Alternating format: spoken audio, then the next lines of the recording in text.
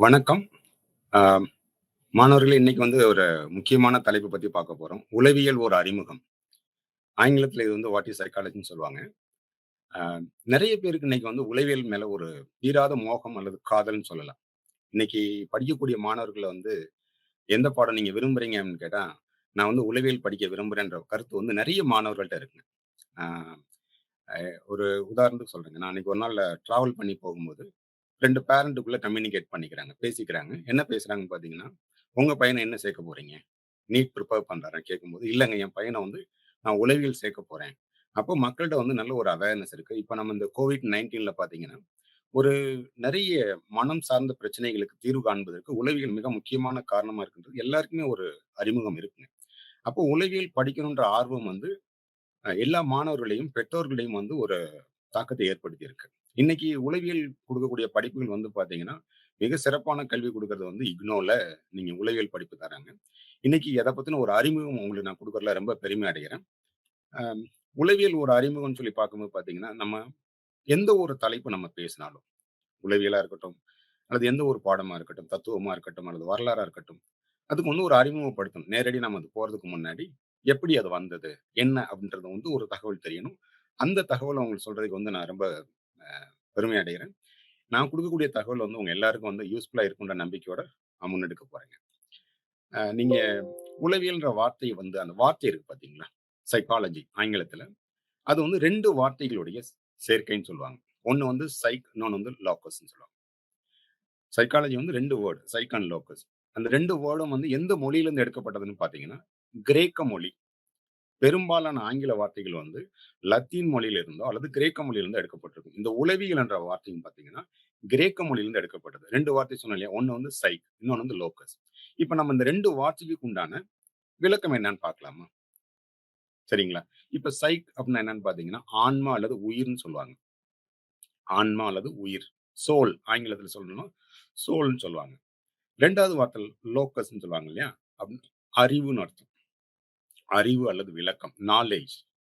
அப்ப நீங்க 2 சேர்த்து பாருங்களேன். சைக்காலஜியோட கிரேக்க மொழியினுடைய அந்த ஆரிஜின் வேர்டோட முழுமையான அர்த்தம் என்னன்னு பார்த்தோம் அப்படிங்கன்னா, உளவியல் என்னன்னு பார்த்தீங்கன்னா, ஆன்மாவை பற்றிய ஒரு அறிவியல், ஆன்மாவை பற்றிய ஒரு அறிவு, ஆன்மாவை பற்றிய ஒரு படிப்பு. அதான் வந்து ஒரு ஒரு முதலாக குடுக்கப்பட்ட ஒரு விளக்கம் சொன்னாங்க, உளவியலுக்கு. இப்ப இந்த உளவியல் நாம் பார்த்தோம் இல்லைங்களா? உளவியலுடைய வார்த்தை எந்த மொழியிலிருந்து எடுக்கப்பட்டது? அந்த மொழியினுடைய வேர்ச்சொல்லினுடைய பொருள் என்னன்னு நம்ம பார்த்தோம். வேர்ச்சொல்லுடைய பொருள் என்ன? உளவியல் என்பது ஆன்மாவை பற்றிய அல்லது உயிரை பற்றிய ஒரு அறிதல், புரிதல் அல்லது படித்தல் என்று பெயர். சரிங்களா? இப்ப நம்ம அடுத்து என்ன பண்ண போறோம்னா, நீங்க ஒரு ஆரம்ப காலகட்டத்த நம்ம எடுத்துக்கலாங்க.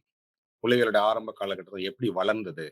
நம்ம உளவியல் வந்து சாதாரணமா வந்து பார்த்தீங்கன்னா, அ அ தனியா ஒரு ஃபீல்டா வரல. அது எதுல இருந்ததுன்னு பார்த்தீங்கன்னா, நம்ம உளவியல் வந்து தத்துவவியல்ன்னு சொல்லக்கூடிய பிலாசபில ஒரு பகுதியா தான் இருந்தது. தத்துவவியல்ல பார்த்தீங்கன்னா, ஒரு பகுதியா இருந்தது. அந்த பிலாசபில வந்து பார்த்தீங்கன்னா, நெறைய ஒரு லாஜிக்லாம் நீங்க ரொம்ப கேள்விப்பட்டிருப்பீங்க. இண்டக்டிவ் ரீசனிங், டிடக்டிவ் ரீசனிங் நெறைய தத்துவ அறிஞர்கள் நெறைய பேர் இருக்காங்க. அந்த பிரிவுலருந்து வந்தது தான் ஒரு உளவியல்ன்னு சொல்லலாம். இப்ப நீங்க அ இப்ப நம்ம ஒரு உளவியலுக்கு வந்து கட்டமைப்பு ஒரு ஒரு நம்ம பில்டிங் கட்டுறோம், ஒரு வீடு கட்டுறோம் அப்படின்னு சொன்னா, அதுக்கு ஒரு கட்டமைப்பு பண்ணுவாங்கல்ல. யாரெல்லாம் கட்டுனாங்க. இந்த வீட கட்டுனவர் இவரு அப்படின்னு சொல்றோம் இல்லைங்களா? அதே மாரி உளவியல் என்ற துறைய வந்து ஒரு தனித்துவமான ஒரு துறையா கொண்டு வரதுக்கு 2 ஃபீல்ட்ல இருந்து ரொம்ப முயற்சி பண்ணாங்க. ஒருத்தங்க யாருன்னு பார்த்தீங்க அப்படின்னு சொன்னா, தத்துவவாதிகள், பிலாசபர்ஸ். 2வது சைக்காலஜிஸ்ட். இவங்க 2 பேருடைய கூட்டு முயற்சினால வந்தது தான் இந்த உளவியல் பிரிவு. 2வது இந்த வார்த்தைகள் வந்து எப்போ பயன்படுத்தப்பட்டது? இப்ப நம்ம சொல்லுவோம் இல்லையா? போற போக்குல ஒரு வார்த்தை சொல்லுவோம்.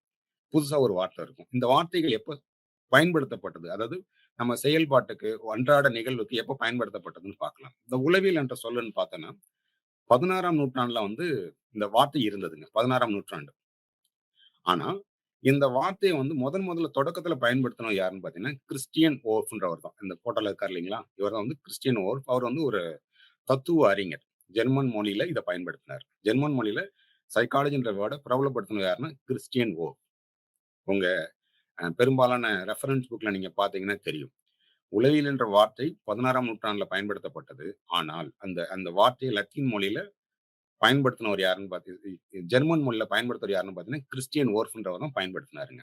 இப்ப நமக்கு வந்து இந்த வார்த்தை எப்ப பயன்படுத்தப்பட்டதுன்ற நமக்கு ஒரு புரிதல் வந்துருச்சு இல்லைங்களா? இப்ப அடுத்து என்ன பண்ணலாம், உலகியலோட ஆரம்ப காலகட்டத்தில பார்த்தீங்கன்னா, அதற்கு அடுத்து எப்ப இது வந்து அதிகமா பயன்படுத்தப்பட்டதுன்னு பார்த்தீங்கன்னா, நீங்க ஹெர்பர்ட் ஸ்பென்சர்ன்னு ஒருத்தர் இருக்காருங்க. அவரு ஒரு அறிஞர். நம்ம எல்லாருக்குமே தெரியும். நீங்க இந்த ஹெர்பாரியம் பண்ணுவாங்க பார்த்தீங்களா? நீங்க பாட்னில பார்த்தீங்கன்னா தெரியும்.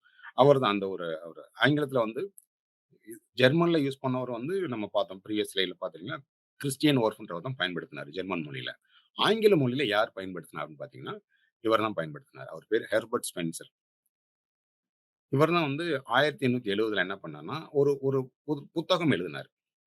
அந்த புத்தகத்துக்கு பேர் என்னன்னு பார்த்தீங்கன்னா, உளவியல் கோட்பாடுகளின் முதல் தொகுதி. அதான் அவர் எழுதின புத்தகம். தி பிரின்சிபிள்ஸ் ஆஃப் சைக்காலஜி ஆங்கிலத்தில. அதான் வந்து அவர் எழுதி வந்து வெளியிட்டாரு. அதுல வந்து என்ன பண்ணாரு, சைக்காலஜின்ற வார்த்தைய பயன்படுத்துறாருங்க. ஆங்கில மொழியில முதலாக பயன்படுத்தியவர் ஹெர்பர்ட் ஸ்பென்சர். அடுத்து அம் இப்ப நம்ம வந்து உளவியலுக்கு வந்து பல அர்த்தங்கள் கற்பிக்கப்படுது இல்லைங்களா? நான் சொன்னேன் ஆன்மா, சோல். அடுத்து வந்து மனம், மைண்ட். இப்ப நீங்க ஒரு சைக்காலஜிஸ்ட்ட போய் கேட்கிறீங்க, அல்லது ஒரு உளவியலாளர் அல்லது மனவியலாளர்ட்ட போய் கேட்கிறீங்க. எந்த வார்த்தை வந்து சரியானதா இருக்கும் உளவியலுக்கு அப்படின்னு கேட்டோம் அப்படின்னு சொன்னா, அ எல்லாருமே சொல்லக்கூடிய வார்த்தை வந்து மனம்னா நல்லா இருக்கும்னு சொல்லுவாங்க. உயிர் ஆன்மாவை விட மனம் என்று சொல்வது சரியா இருக்கும்னு சொன்னாங்க. அந்த வார்த்தைய தான் பெரும்பாலும் பயன்படுத்த விரும்புனாங்க. பின்னாடி வந்த உளவியல் அறிஞர்கள். ஆனா, நான் முன்னாடி உங்கட்ட சொன்ன ஞாபகம் இருக்குன்னு நெனைக்கிறேன். உளவியல் என்ற பிரிவு வந்து தத்துவவியல், பிலாசபில ஒரு பகுதியா இருந்தது. அது தனியா வரும்போது என்ன பண்றாங்க, தத்துவவியல்ல இருக்கும்போது நீங்க ஆன்மா பயன்படுத்துனீங்க. நம்ம தனியா வரும்போது நம்ம மனம் என்ற வார்த்தைய பயன்படுத்தலாம். அப்படின்னு எல்லாருமே விரும்புனாங்க. அதான் உண்மையும் கூட. அப்ப இந்த ஒரு மாற்றம் இருக்கு பார்த்தீங்களா? இந்த உளவியல் வரையறை, ஒரு புரிதலுக்கு உண்டான மாற்றம். அதாவது ஆன்மா, சோல், மைண்ட் மனம். இந்த 2 வார்த்தை வந்து டிரான்ஸ்ஃபார்மேஷன் ஆகுதுங்க. ஆன்மாலருந்து மனம்ன்ற வார்த்தைக்கு வருது. அப்ப நம்ம ஒரு வரையறை குடுக்கணும். வரையறைன்னா என்ன? டெஃபினிஷன் சொல்லுவோம் ஆங்கிலத்துல. இப்போ ஒரு ஒரு ஒரு ஒரு தகவல்கள நம்ம சொல்லும்போது பார்த்தீங்கன்னா, சரியா எல்லாருக்கும் போய் சேருதா? அதோட மீனிங் என்ன? இதுக்கு வந்து நான் ஒரு உதாரணம் குடுக்க விரும்புறேன். இந்த வரையறை பத்தி புரிஞ்சுக்கிறதுக்கு. நம்ம எல்லாருக்குமே ஆளுமை என்ற ஒரு வார்த்தை நமக்கு தெரியும். உளவியல்ல இருக்கக்கூடிய ஒரு முக்கியமான ஒரு பகுதி ஆளுமை. ஆளுமைக்கு வந்து பார்த்தீங்கன்னா, பல்வேறு டெஃபினிஷன்ஸ் இருக்குங்க. வரையறை இருக்கு. ஆனா, நம்ம எல்லாரும் விரும்பி அ அ சொல்லக்கூடிய ஒரு முக்கியமான டெஃபினிஷன் என்னன்னு பார்த்தீங்கன்னா, ஆல்ஃபோர்டோட டெஃபினிஷன். ஏன் ஆல்ஃபோர்டோட டெஃபினிஷன் வந்து மத்த எல்லாத விட டிஃபரெண்ட்ன்னு பார்த்தீங்கன்னா, அவர் வந்து அந்த அம் பெர்சனாலிட்டி ஆளுமைன்ற வார்த்தைய என்ன பண்ணாரு, யாரெல்லாம் வரையறை குடுத்துருக்காங்க, யாரெல்லாம் மீனிங் சொல்லியிருக்காங்க, அது எல்லாமே என்ன பண்ணாருங்க, கன்சாலிடேட் பண்ணாரு. அவர் ஆய்வு பண்ணாரு. ஆய்வுக்கு உட்படுத்தி எல்லா டெஃபினிஷன்ஸ்லயும், எல்லா வரையறையிலும் இருக்கக்கூடிய முக்கியமான வார்த்தைகள் எல்லாம் எடுத்துட்டு, அவரு வந்து ஒரு ஒரு டெஃபினிஷன்ஸ் கொண்டு வராரு. அதனால நீங்க பார்த்தீங்கன்னா, இன்றைய தேதி வரைக்கும் ஒரு ஆன்மாவுக்கு பெர்சனாலிட்டிக்கு வந்து சரியான வரையறைன்னு பார்த்தீங்கன்னா, ஆல்ஃபோர்டு தான். ஆங்கிலத்தில வந்து dynamic organisation of psychophysical system that determines one's unique adjustment to the environment. இதுதான் அதோட பொருள். இந்த வார்த்தையெல்லாம் பாருங்களேன். ஒவ்வொரு வார்த்தை. ஆளுமை என்பது நிலையானதல்ல, மாறக்கூடியது. யூனிக் ஒவ்வொருத்தருக்கும் ஒரே மாரி. அதே மாரி என்வைரன்மென்ட்ட பொறுத்து, அவங்க இருக்கக்கூடிய இடத்த பொறுத்து அது மாறுபடும். எவ்வளோ அருமையான ஒரு வரையறை பார்த்தீங்களா? இப்ப நம்ம உளவியலுக்கு வந்து வரையறை குடுக்கணும். வரையறைன்னா என்னோட இப்ப உதாரணமா நீங்க இன்னொரு உதாரணம் சொல்லலாம். இப்ப நம்ம எல்லாருக்கும் தெரிஞ்ச வார்த்தை என்ன? கல்வி. இப்ப கல்விக்கு வரையறை பார்த்தீங்கன்னா, நம்ம இந்தியால 2 பேர் எடுத்துக்கோங்க. ஒருத்தர் வந்து மகாத்மா காந்தி, இன்னொருத்தர் வந்து விவேகானந்தர். மகாத்மா காந்தி கல்விக்கு என்ன சொல்றாரு? All round development of body, mind and spirituality of the children. குழந்தைகளுடைய உடல், மனம் மற்றும் ஆன்மாவினுடைய வளர்ச்சியை பொறுத்து. முழுமையான வளர்ச்சியே கல்வின்றார். ஆனா நீங்க விவேகானந்தர் எடுத்துக்கங்க. Manifestation of perfection is already in man சொல்றாரு. 2க்கும் டிஃபரன்ஸ் இருக்கு இல்லீங்களா? கல்வி என்பது ஒருத்தனுக்கு இருக்கக்கூடிய திறன்களை வெளிக்கொண்டு வருவது தான் கல்வின்னு சொல்றாரு. அப்போ 2 வரையறை இங்க நம்ம. ஒருத்தர் சொல்லக்கூடியது 2மே சரிதான். தவறுன்னு எதுவுமே கிடையாது. அப்ப வரையறை என்பது வந்து பார்த்தீங்கன்னா, அனைவராலும் ஏற்றுக்கொள்ளப்பட்டதா இருக்கணும். ஒரு பெர்ஸ்பெக்டிவ்ஸ் வந்து காமனா இருக்கணும். இப்ப நீங்க முதல்ல வந்து பார்த்தீங்கன்னா, பிலாசபில இருக்கும்போது, உளவியலுக்கு என்ன வரையறை குடுத்தாங்க?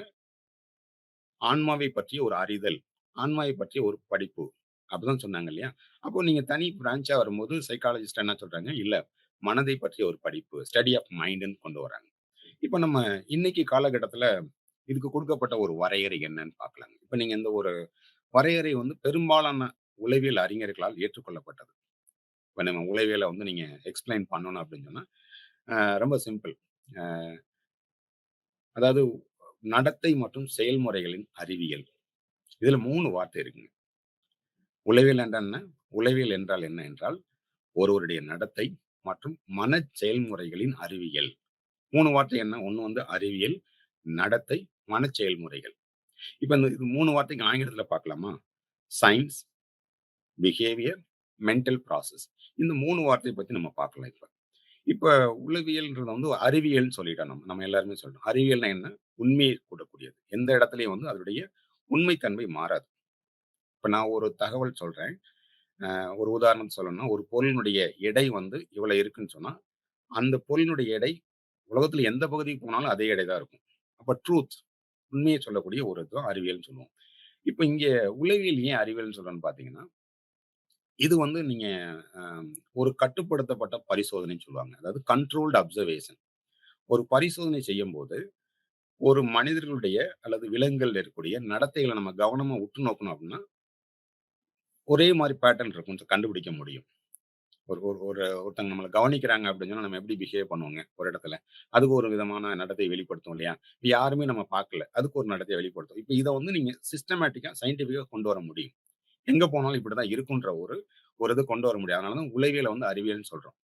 நீங்க ஒரு சின்ன உதாரணம் சொல்லணும் அப்படின்னு சொன்னா, நீங்க பல கல்லூரிகள்ல வந்து நீங்க உளவியல் துறைக்கு நீங்க விண்ணப்பம் பண்றீங்கன்னு வச்சுக்கங்களேன்.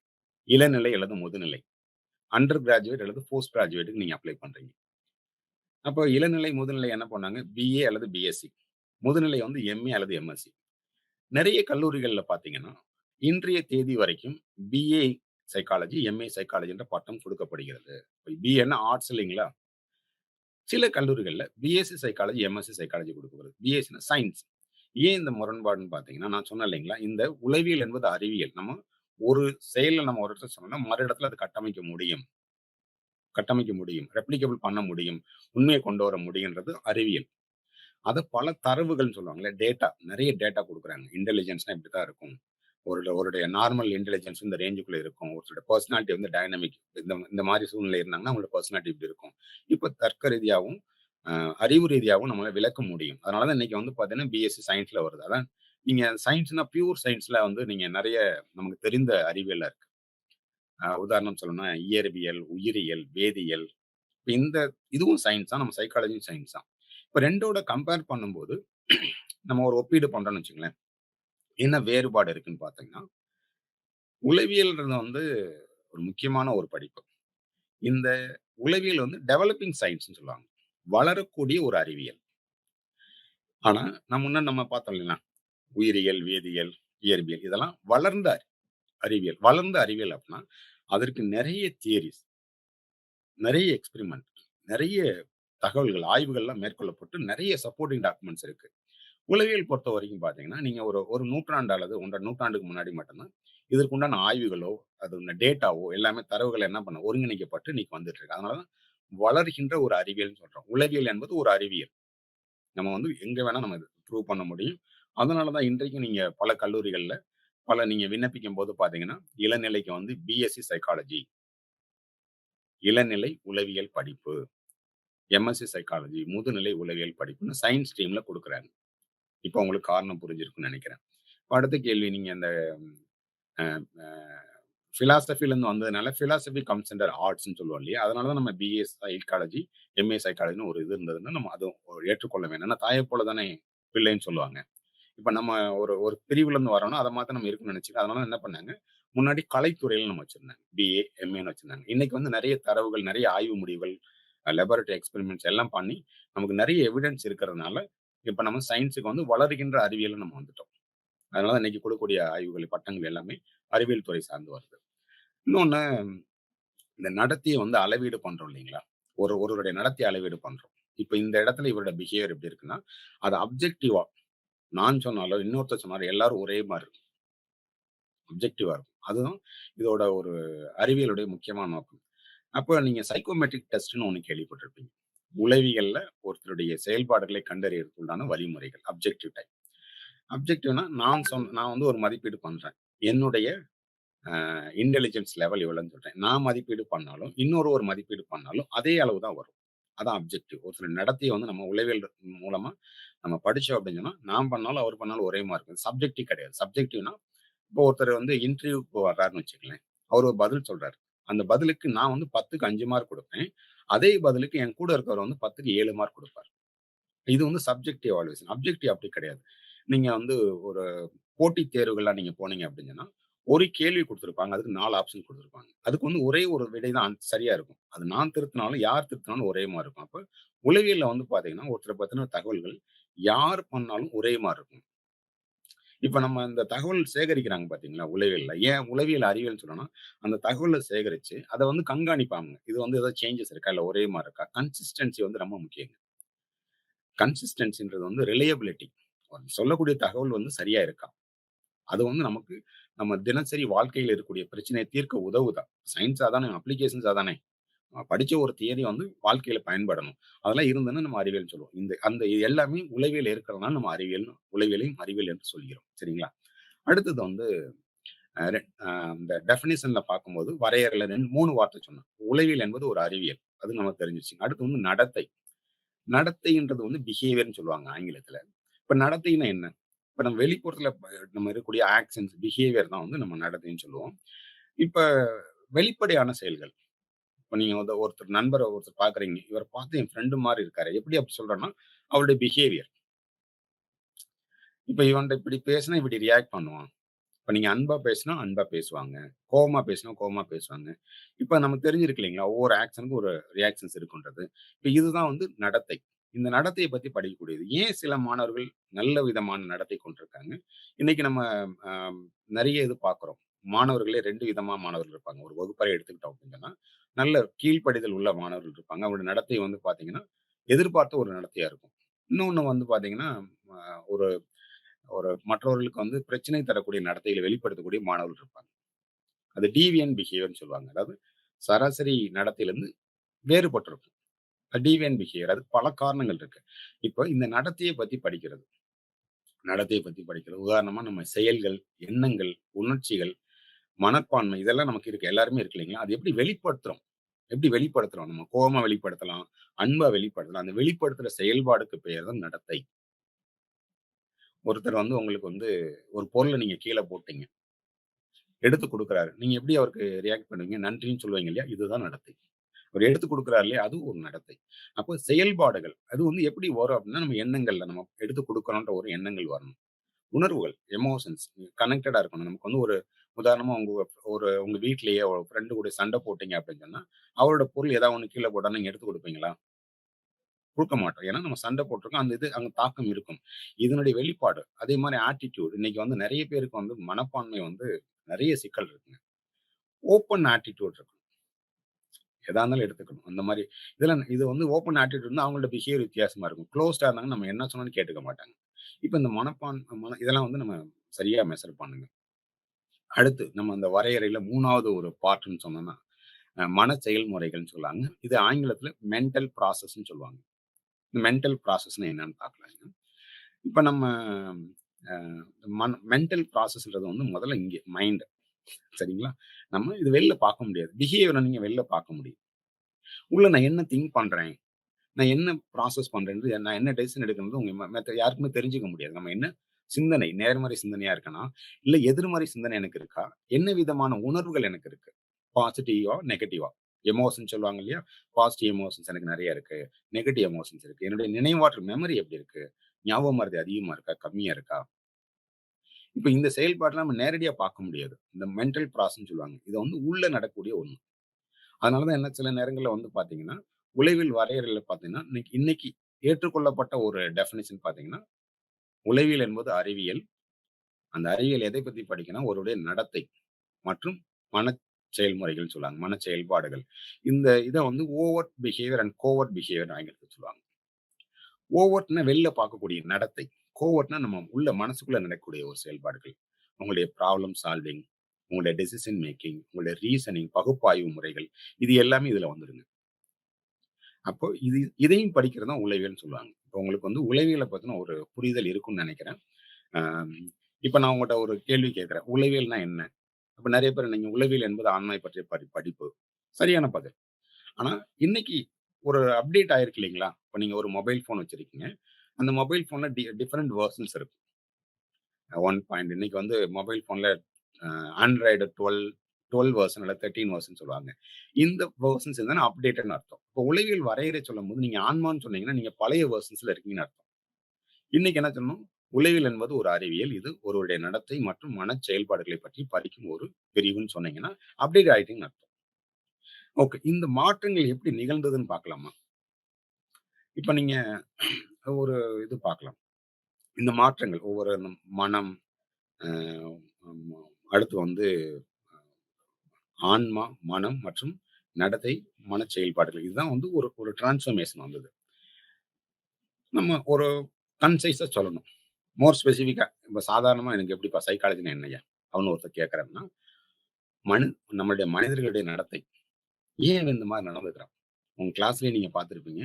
சில பேர் ரொம்ப பெக்குலியரா இருப்பான். உங்க வீட்லயே பார்ப்பீங்க. உங்க வீட்ல உள்ள நபர்கள் எல்லாரும் ஒரே மாரி நடத்தை வெளிப்படுத்துறாங்களா? ஏன் அந்த மாரி வெளிப்படுத்துறாங்க? சில விலங்குகள் ஏன் அந்த மாரி நடந்துக்கிறது? கோவமா இருக்கு. சில விலங்குகள் ரொம்ப பாசமா இருக்கு. ஏன் அந்த மாரி இருக்கு?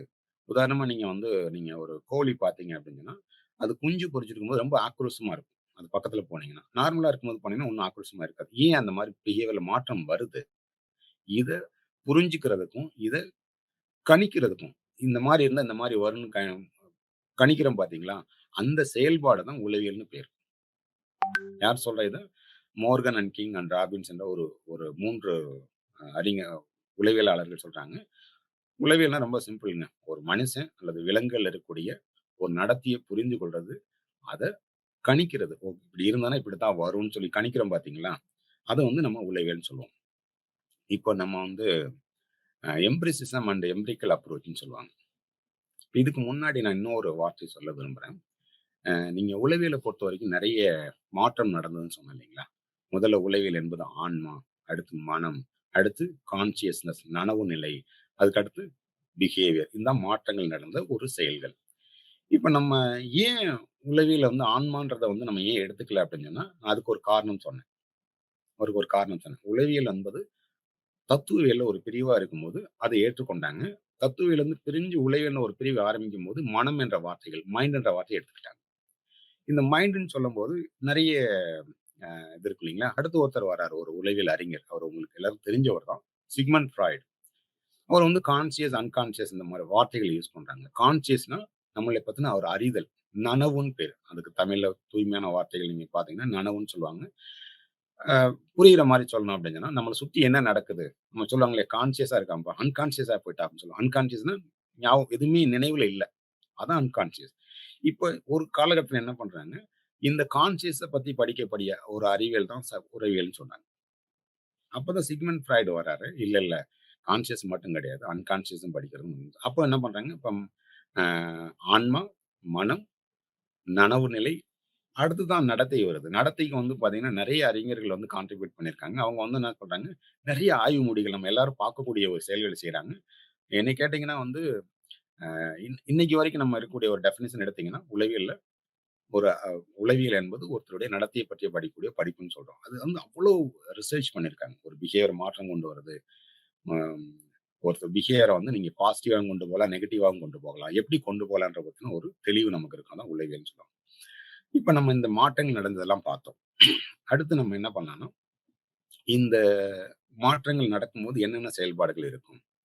அதாவது எம்பிரிசிசம் அல்லது எம்பிரிக்கல் அப்ரோச்ன்னு சொல்லுவாங்க. ஒரு துறையை சார்ந்து படிக்கும்போது, நம்ம எவிடன்ஸ் கேட்போம். நான் ஏதாவது ஒண்ணு சொல்றேன் அப்படின்னா, தரவு எங்க இருக்கு? கேட்போம் இல்லையா? வேர் இஸ் எவிடன்ஸ்ன்னு கேட்போம் இல்லையா? அதான் எம்பிரிக்கல் எவிடன்ஸ் சொல்லுவாங்க. எம்பிரிக்கல் அப்ரோச் ஒரு சிஸ்டமேட்டிக்கா பண்றது. இந்த சிஸ்டமேட்டிக்கா பண்றதுக்கு வந்து முக்கியமான காரணமா இருந்தவர் வந்து பார்த்தீங்கன்னா, இப்ப நீங்க எல்லா சயின்ஸும் வந்து பார்த்தீங்கன்னா, எம்பிரிசிஸ பேஸ் பண்ணி தான் இருக்கும். அதாவது ஒரு தரவுகளை மேற்கொண்டு தான் இருக்கும். அது யார் சொன்னா ஜான் லாக்ன்றவர். இந்த இந்த படத்துல இருக்கார் இல்லைங்களா? இந்த ஜான் லாக் தான் என்ன பண்றாரு, இந்த கோட்பாட கொண்டு வராரு. அவர் ஒரு ஆங்கில தத்துவ ஞானி. English philosopher. அவர் தான் இந்த எம்பிரிசிசம் கான்செப்ட்ட கொண்டு வராரு. இப்ப நம்ம உலகத்துல உள்ள ஒருத்தர படிக்கணும். ஒரு ஒரு செயல்பாட படிக்கணும் அப்படின்னு சொன்னா, நம்ம வந்து சென்சஸ் யூஸ் பண்ணுவோம். இப்ப நம்ம எப்படி கற்றுக்கொள்றோங்க? எப்படி நம்ம ஒரு ஒரு இத வந்து நம்ம கத்துக்கிறோம்னு பார்த்தீங்கன்னா, நமக்கு 5 புலன் உறுப்புகள் இருக்கு. உங்க எல்லாருக்குமே தெரியும். கண்ணு, காது, மூக்கு, அ நாக்கு, அப்புறம் ஸ்கின். இது 5 சென்ஸ் ஆர்கன்ஸ். இந்த 5 சென்ஸ் ஆர்கன்ஸ் மூலமா நமக்கு வந்து நெறைய இன்ஃபர்மேஷன்ஸ் வருங்க. சென்சரி இன்ஃபர்மேஷன்ஸ் வரும். கேட்கிறது, சுவைத்தல், தொடுதல், பார்த்தல் இது எல்லாமே நமக்கு இன்ஃபர்மேஷன் வரும். இப்ப நீங்க எனக்கு ஒரு கேள்வி கேட்கிறீங்க. இப்ப நமக்கு வந்து நார்மலான ஒரு சராசரியான மனிதன் இந்த இன்ஃபர்மேஷன் வருதுன்னா, ஒரு பொருள கத்துக்கிறாருன்னா, எந்த புலன் உறுப்பு முக்கியமான பங்காற்றுதுன்னு பார்த்தீங்கன்னா, சராசரி மனிதர்களுக்கு வந்து பார்த்தீங்கன்னா, கண்ணு. இது நான் சொல்ல எட்கார்ட் டேல்ன்றவரு சொல்றாரு. 87% ஆஃப் உங்க லேர்னிங் வந்து உங்க கண்கள் மூலமா தான் நடைபெறுதுன்னு சொல்றாரு. மீதி 11% கேட்டல் மூலமா. நீங்க பார்த்து கேட்டீங்கன்னா அப்படின்னா 99% நீங்க 98% இருக்கும். மீதி 2% தான் மற்ற உணர்வுகள் மூலமா நமக்கு வந்து கிடைக்குது. நமக்கு சென்சரி இன்புட்ஸ் கிடைச்சிட்டே இருக்குங்க. நம்ம என்ன பண்றோம்? கண்ணால பார்க்கிறது எல்லாமே ஸ்டோர் ஆயிட்டே இருக்கும் இல்லையா? பிரெயின்ல. நம்ம கேட்கிறது அதோட கனெக்ட் பண்ணிக்கிறோம். ஒரு பறவையோட சவுண்ட் கேட்குதுன்னா, பெர்சீவ் பண்றோம் இல்லைங்களா? இது மூலமா நம்ம மறுபடியும் தரவுகள் எல்லாம் சேகரிச்சு நம்ம பண்றது எம்பிரிக்கல் அப்ரோச்ன்னு பேரு. இப்ப நம்ம முன்னாடியே சொன்னோம். இப்ப நீங்க உளவியல அறிவியலா கட்டமைக்கணும் அப்படின்னு சொன்னா, அத நம்ம வந்து எவிடன்ஸோட தான் பண்ண முடியும். எம்பிரிக்கல் அப்ரோச் எம்பிரிசிசம் மூலமா தான் தரவுகள் மூலமா தான் கட்டமைக்க முடியும். அப்ப நம்ம தரவுகள் மூலம் கட்டமைக்கணும்னா, அது நம்ம தெளிவா இருக்கணும். ரொம்ப தெளிவா இருக்கணும். தெளிவா இருந்தா மட்டும் தான் நம்ம அத சொல்ல முடியும். தெளிவா இல்ல அப்படின்னு சொன்னா, இல்லப்பா ஒரே மாரி இருக்கு. உதாரணமா தத்துவம் சொல்றாங்கன்னா, புரியிற மாரி இருக்கும், புரியாத மாரி இருக்கும். சில பேர் தத்துவம் சொல்லும்போது, பழமொழிகள்லாம் நெறைய பழமொழிகள் நமக்கு தெரிஞ்சிருக்கும் இல்லைங்களா? நமக்கு எல்லா பழமொழிக்கும் விளக்கம் தெரியுமா? ஏன் சில பழமொழிகள் விளக்கம் தெரியலன்னா, நமக்கு வந்து புரியல. லாஜிக்கலா அது புரியல. இப்ப நான் வந்து இத எப்படி புரிய வைக்கிறதுன்னு சொன்னா, நீங்க வந்து ஆப்பிள் பழம் இதுவரைக்கும் பார்த்ததே கிடையாது அப்படின்னு வச்சுக்கங்க. உங்களுக்கு ஆப்பிள் பழத்த நான் எக்ஸ்ப்ளைன் பண்றேன் இல்லைங்களா? அப்ப நான் ஒரு வந்து ரெட் கலரா இருக்கணும். நீங்க என்ன நெனைப்பீங்க? ரெட் கலர்னா தக்காளி நெனச்சுக்கலாம். வேற ஏதாவது ஒரு பழத்த செர்ரி பழம் நெனச்சுக்கலாம். பிளம்ஸ் பழம் நெனச்சுக்கலாம். இந்த மாரி நம்ம ஒரு தெரியாத ஒண்ண விளக்கும்போது நம்ம புரியிறது ரொம்ப கஷ்டம். பிலாசபி அந்த மாரி தான். ஆனா, நீங்க தரவுகள்ன்னும்போது எவிடன்ஸ். கான்கிரீட்டா ஒரு எவிடன்ஸ் காட்டுறீங்க. அதனால தான் உளவியலுக்கு வந்து நம்ம இன்னைக்கு வந்து ஒரு எவிடன்ஸ் காட்ட முடியும். ஒரு நியர்லி ஒரு 1 1/2 நூற்றாண்டுகளுக்கு முன்பு வந்து பார்த்தீங்கன்னா, உளவியல்லருந்து அப்படியே தத்துவவியல்லருந்து அப்படியே உளவியல் பிரிஞ்சு தனித்துறையா வந்து மாறுது. அதுல நெறைய அறிஞர்கள் வந்து முக்கிய பங்காற்றுறாங்க. அப்ப அவங்கள பத்தி நம்ம ஒவ்வொருத்தரா பார்க்கலாம். இவங்க வந்து பார்க்குறேன் ஹெர்மன் எபிங்காஸ். இவருக்கு வந்து ரொம்ப ஒரு முக்கியமான ஆளு. ஃபாதர் ஆஃப் மெமரின்னு கூட சொல்லுவாங்க. நினைவுன்னு சொல்லுவாங்க இல்லைங்களா? அதனுடைய அந்த அறிஞர்ன்னு கூட சொல்லுவாங்க.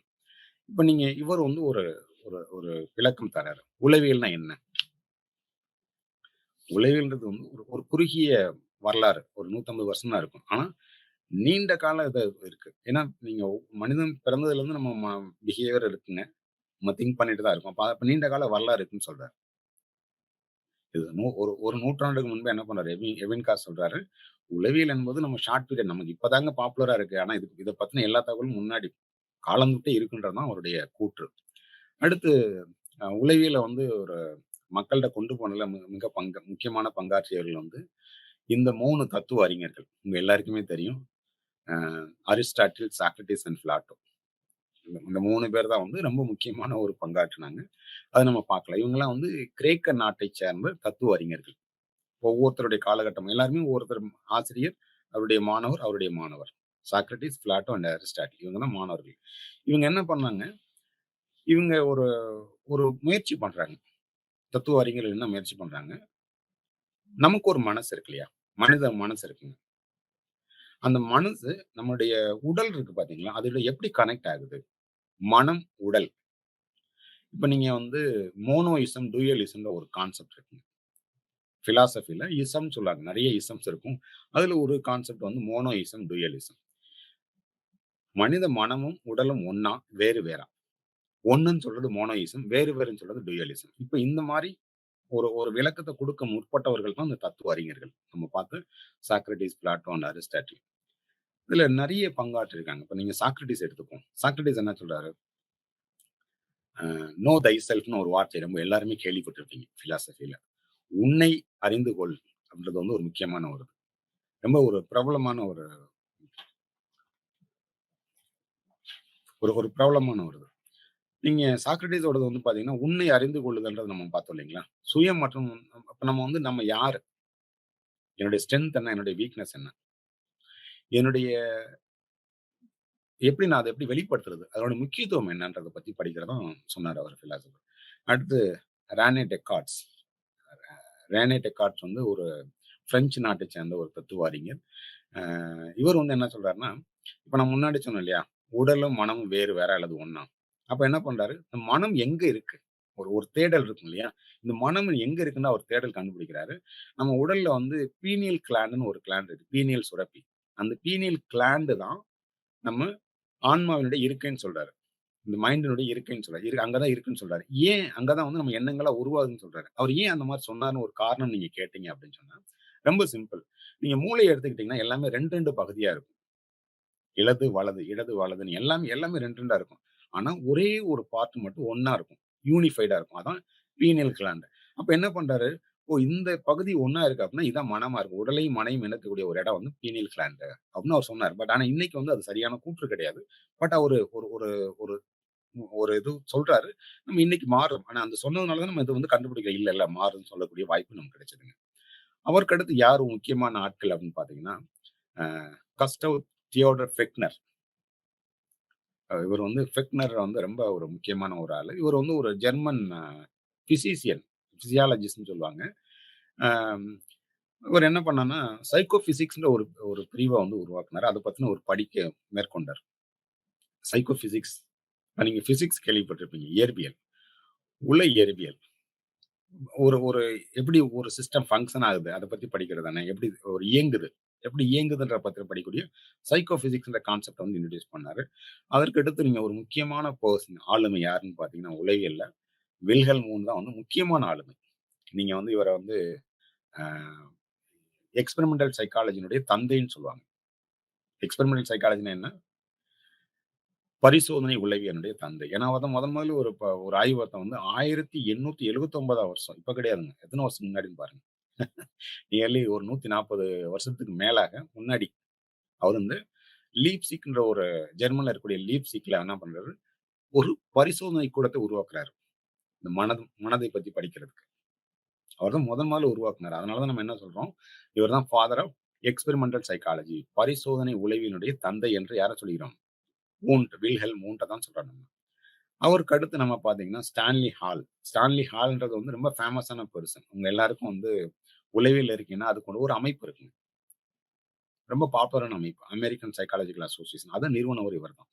இவர் என்ன பண்ணாரு, 1883ஆம் ஆண்டுல ஜான் ஹாப்கின்ஸ் யுனிவர்சிட்டி அந்த பல்கலைக்கழகத்துல வந்து ஒரு ஆய்வகத்த வந்து இது பண்றாரு. இவர் யாருன்னு பார்த்தீங்கன்னா, முதல் முறையா ஒரு ஆய்வகத்த அங்க கொண்டு வந்தாரு. இவர் வந்து மாணவர். வில்ஹெல்ம் வூண்டோட ஒரு மாணவர். இவர் தான் அமெரிக்காவுல அங்க கொண்டு போறாரு. 1883ல கொண்டு போறாரு. இப்ப நீங்க நான் முன்னாடியே சொன்னேன் இல்லையா? உளவியல்ல நெறைய ஒரு ஒரு டெவலப்மெண்ட் இருந்தது. அது முக்கியமான டெவலப்மெண்ட் முக்கியமான காரணம் ஒரு அசோசியேஷன் சங்கம். நீங்க சங்கம் என்பது வந்து ஒரு முக்கியமானது. ஒரு வளர்ச்சிக்கு தமிழ் சங்கமா இருக்கட்டும், அல்லது ஒரு அ ஒரு தொழிற்சங்கமா இருக்கட்டும், அல்லது மாணவர் சங்கமா இருக்கட்டும், அதனுடைய முன்னேற்றத்துக்கு ஒரு வழிவகுக்கும். உளவியலுடைய முன்னேற்றத்துக்கு வந்து முக்கியமா இருந்தது உளவியல் சங்கங்கள். அதுல அமெரிக்க சைக்காலஜிக்கல் அசோசியேஷன் வந்து ரொம்ப முக்கியமான பங்காற்றியிருக்கு. இப்ப நீங்க 1892வது வருஷம் வந்து இந்த சங்கம் தொடங்கப்பட்டது போது, ஸ்டான்லி ஹால் இருக்காரு பார்த்தீங்களா? அவர் தான் அதனுடைய முதல் தலைவராக இருந்தார்.